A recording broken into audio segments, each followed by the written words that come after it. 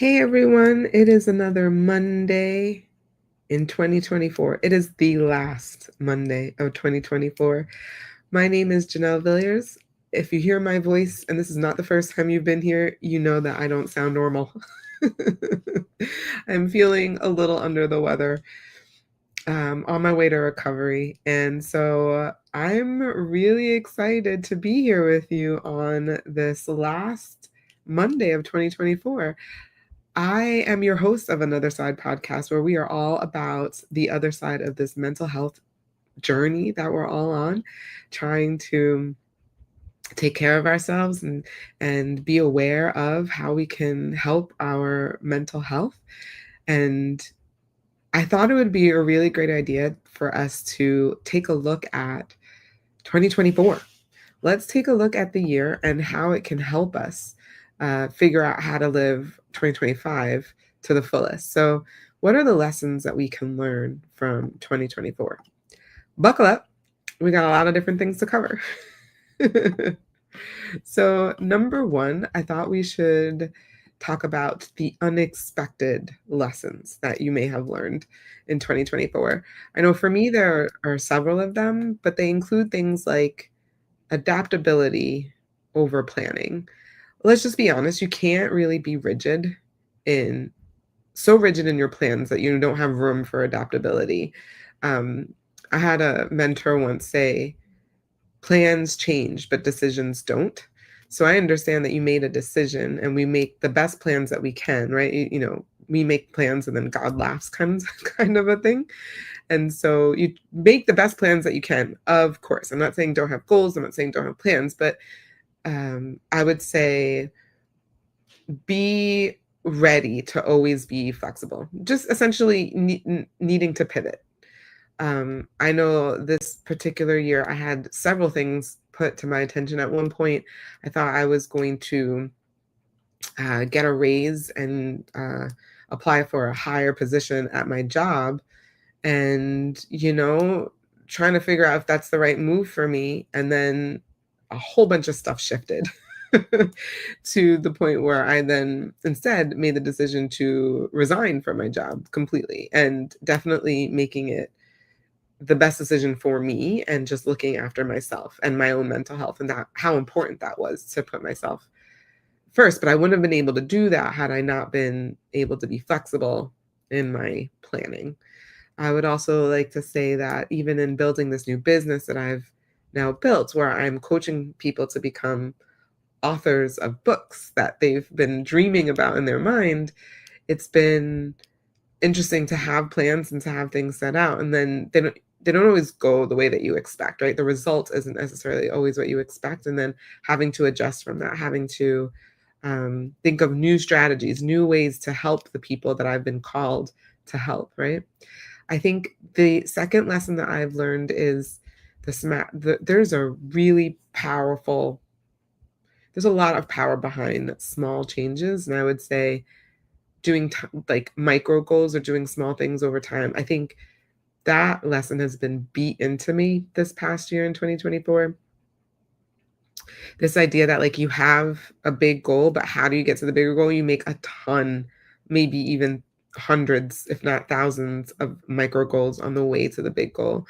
The all or nothing thinking isn't necessarily the way to go, because if you think like, oh, I'm gonna do like the big thing, I'm gonna go all in, and then again things don't go work out according to plan, then you really need to pivot.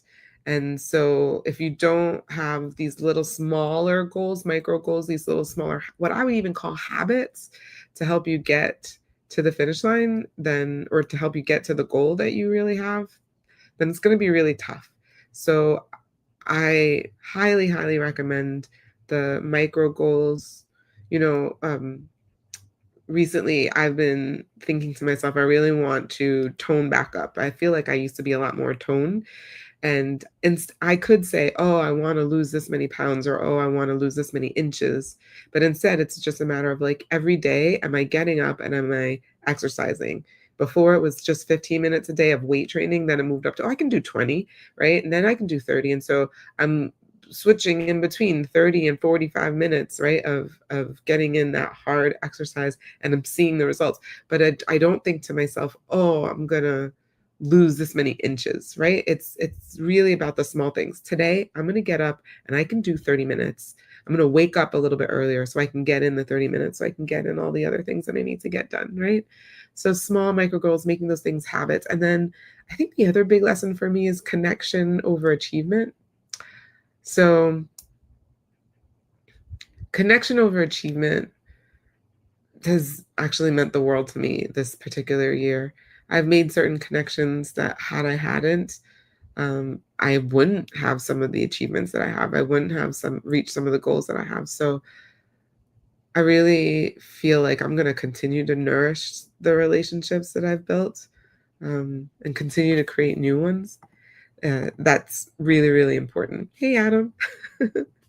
Thanks for joining in. And hey, Nettie, on Instagram. Thanks for joining in. So yeah, it's all about connections right now. That's something that I'm going to continue to build on in 2025 for sure. Let me know what some of your biggest lessons are from 2024. Would love to hear them. What I'm going to move forward to, though, is what are some insights that maybe you missed? I think one of them is perhaps quiet success. A lot of times, small successes can be made under the radar. No one's an overnight success. You know, J.K. Rowling I think she got rejected from, I want to say, over 50 publishing houses, right? Like before she finally got picked up by one source. But everybody thinks she's an overnight success. And the truth is well, it's just not the truth. The overnight success thing is a lie. People have been building, people have been doing things, little things that you never see. And then all of a sudden you see the success, but you never see. It's like an iceberg. It's literally like the iceberg. So I think I just want to encourage all of us to continue doing the things that we've been doing. Just kind of chip away, keep going at your micro goals, keep building on those habits that you have. That's what's really important. And then next thing you know, you'll be that overnight success story, right? I think another really good or lesson that may or may not have gotten missed. That's right, Adam, you got picked up by your first publisher. The burnout success paradox. You know, as I have been sick, it's kind of forced me to rest more than I have been lately. And I think it was good for the end of the year to do that, because I feel like come January, things are going to have to go at like a much different speed. And I'm going to need to be ready for that. And I don't think I'd be fully ready if I didn't really rest before it comes.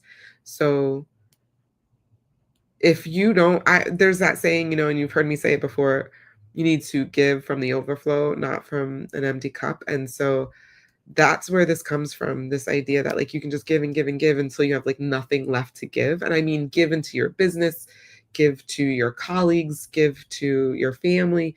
But if you're not resting, if you don't have something that's restoring your own energy within, then you're not going to have anything to give anything. You're not going to be good to anybody. So that whole thing of like, oh, I'll sleep when I die. And it's like, okay, like now you just sound a little silly now, because the truth of the matter is we all need to sleep. We're humans. We're not machines. Why are we trying to pretend like we're not human? I don't know, or like better than human. I'm not really sure. But here's the truth. We're all human. And so we all need that. And I think it's about going back to what makes us human. And that to me has been one of the biggest lessons of 2024, like a quiet lesson or a missed lesson, is that I'm human and it's okay. And in order to do the things to make a human thrive, like how do you help a human thrive? Well, you gotta give a human rest. Another thing is the multi-stream approach. So I think this is something that was missed by many, which is you can have multiple small goals, and that actually beats the big goal. Again, you feel proud of yourself. You've been doing the little things over and over and over again. You've been keeping the promise that you've made to yourself. And that's a big deal. So I think having these small little goals over time, I think that's the big miss. I don't think people understand how important that is. If you keep those small little goals, those small micro goals, you keep them, like you fulfill them, you actually do the thing that you said you were going to do. I'm going to do the dishes tonight and not tomorrow. Like even that kind of a thing, it builds confidence in yourself and it builds confidence of others, of you. So I think that's been missed. I think people don't recognize the value in that. All right, so how do we turn these lessons into success for 2025? So it's all about the review and reflect technique. I've basically been doing that this entire time that we've been together. Um, Identifying any progress that has been made and what helped with that progress and saying, oh, that worked. So identifying things that worked is just as good as identifying things that didn't work, right? Because you want to continue doing the things that are working. I mean, just because a saying is cliche doesn't mean that it's not right. And the cliche that I'm thinking is if it's not broken, don't fix it, right? So identify the things that are working as well as the things that need to be changed. And I think the other thing is to take what you've learned that is working versus not working, or working and what has not been working, and then create a system around that. What are habits that you can build to continue the things that have been working? What are some habits that you can build to create an environment to change what wasn't working to something that does work? So you essentially are stacking small wins by creating an environment that supports you in doing the thing that is healthy, that works for you. Um, I think that is going to be a huge thing for you. So creating habits and creating an environment that allows you to do the things that you know are working really, really well and to start making changes in some of the things that aren't working and towards a way that you know will work, right? So those are ways in which you can implement into 2025. So that way you know this next year is going to be even better than the last. And I would say some practical steps include do a 90-day sprint. So have like a 90-day plan. If that's your goal, right? I'm going to do this particular new habit. I'm going to put more vegetables into my dinner every single night for dinner for the next 90 days. I'm just going to put more vegetables in my dinner. And corn doesn't count. I'm just putting that out there. Corn doesn't count. For the next 90 days, I'm going to have a standing meeting or a standing phone call with my best friend, with my romantic partner, right? For the next 90 days, I'm going to have a standing meeting once a week. I'm going to, like, we do this every single Friday, every single Saturday, every single Tuesday. I'm going to talk to my best friend, right? Just do that for 90 days, whatever it is. And just take these like little manageable parts of your day, parts of your week, right? And just so this big goal, I'm going to have better relationships with my friends and family. Now you break it into smaller things. I'm going to have a standing meeting once a week. I'm going to meet with XYZ, right? So then it doesn't seem like, oh my God, I'm going to like change this entire relationship with all these people. But like, how do you even begin? And I think having a 90-day goal plan, they really say it takes 90 days to make a habit really, really stick. I know people want to hear 30 days, but the truth is 90 days is really what helps. And conversely, it's the other way as well. It takes about 90 days to break a bad habit. So I think also another practical step, I want to go back to the environment bit. Whatever you can do to create less friction with doing the new thing. Hey, Vash, I know you know all about 90-day challenges, right? But yeah, so whatever the environment is that you need. So one of the things I do when I'm in New York, I have my mat and my weights right next to my bed. So when I wake up in the morning, I do my gratitude, I do my prayers, meditation, wash my face, brush my teeth, and then I exercise because the mat is right next to my bed. So there's no getting away from doing the exercise because it's all right there. I think having an environment that creates less friction from you doing the thing is really important. I know somebody who like goes to sleep in their gym clothes, that way they can just wake up and go to the gym. Um, the environment for the relationship or the vegetables, right? Like you just know, I think just make it in your calendar like, okay, every Tuesday I'm gonna buy new vegetables, fresh vegetables, vegetables that I like, or like learn about a new vegetable or something like that. So that way it makes it fun. You just want to create an environment that has less friction with the new habit or the new micro goal that you're trying to add into your life. I don't think I could probably do an entire episode just about that. That's really, really helpful. And then the next and last thing that I'll say in terms of a practical step would be simply just tracking your progress. You could use the little calculator thing. You could literally cross out the days, right? Remember we used to do things like that. Um, you can make it like a task list. I know a lot of people love checklists. You can just check it off your checklist. Yep, did it today, did it next day, did it 30, um, you can have an accountability person. I call them accountabilities, right? Accountability, and just say like, hey, this is what I did today. This is what I said I was going to do today, and I did it, right? Just somebody who can say, oh, cool, like you did that thing, like you did the thing that you said you were going to do. Somebody who keeps you accountable. And that to me, I mean, what they say is what gets measured gets done, or what gets tracked gets done. And so I think having a way to track it is really helpful. If it's a weight thing, for me, it's an inches thing, I'm going to track the inches. And so I can actually see progress and then like reward yourself. Here's the thing. You want to reward yourself for when you actually do the thing that you said you were going to do. Remember when you or I don't say commit, but when you actually do the promises, when you fulfill the promises, the little micro goals that you make for yourself, it actually builds confidence. It really, really does. And so if you build confidence, celebrate that. Like tell somebody like your little win. It's okay to tell your best friend, tell your lover, your spouse, whoever, I said I was gonna do this thing and I actually did it. And like be proud of yourself. It's totally okay. Or um, you know, at the end of the first 30 days of your 90 days, book a massage, say like, you know what, I'm going to give myself a massage because I know I'm going to do these little micro goals for the next 90 days. And so that's a really big deal. So, you've kind of like put a carrot on the end of the stick. I'm going to treat myself to this because I know I'm going to do that thing. Oh yeah, I totally agree, Vash, that celebrating yourself is totally a discipline. Especially for those people who are not used to celebrating yourself, because you always think like, oh, but I got this next goal, I got this new thing I gotta do, so no time to celebrate. If you don't stop to like acknowledge what you've done, like, hey, I did this thing, it almost feels like you didn't even do anything, and then what? And it's like, what's the point? So I agree, it is a discipline. It's definitely something to add into your. Let's say we're all going to be celebrating a little bit more in 2025 because we're going to keep track, we're going to measure it, and we're going to celebrate when we do the things that we say we're going to do. All right, guys. So here is a wrap up or a summary of what we talked about, because we talked about a lot. So for what can we learn for 2024? First, we talked about the unexpected lessons.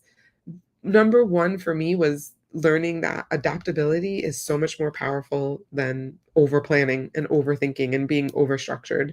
Number two is the power of small changes. So micro goals, these little habits that you build in over time are really, really important to getting to the bigger goal. And the third thing was connection over achievement. I really felt like the connections that I made were really responsible for a lot of the successes that I had this year. So I'm going to continue to put those as priority in 2025. So some game-changing insights that you might have missed. I know I didn't really necessarily see them right in the beginning, but some insights that you may have missed in 2024 is that there's quiet success, meaning that there is no overnight success. There are people who've been preparing for a really, really long time. It just happened in quiet. It didn't happen in the limelight. So remember the quiet success principle. That was number one. The number two thing that I think people may have missed is that there is a burnout success paradox. So you need to rest in order to have something for your business, for your family, for your significant other, for anybody. So you need to rest, you need to fill your cup.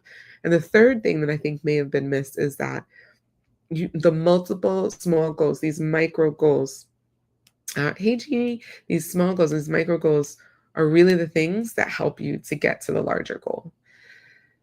So how can we turn these lessons into a strategy for 2025?